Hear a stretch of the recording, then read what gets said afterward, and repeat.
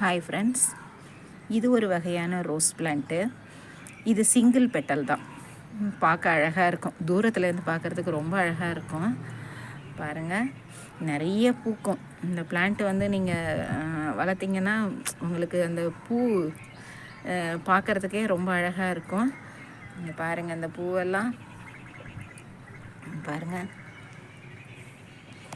இது வந்து சீசன் கிடையாது. இதுவும் நல்ல வெயிலெலாம் தாங்கி வளரும்.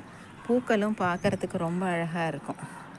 நான் இந்த தொட்டியில் வந்து 2 செடி வச்சுருக்கேன். ஏன்னா அந்த ஒரு செடி வந்து தொட்டி வந்து பெரிய தொட்டிங்கிறதுனால, க்ரோ பேக் பெருசுங்கிறதுனால 2 பிளான்ட் வச்சுருக்கேன். இது வந்து ஒரு மாதிரி ஆரஞ்சு கலர் மாதிரி பூக்கும்.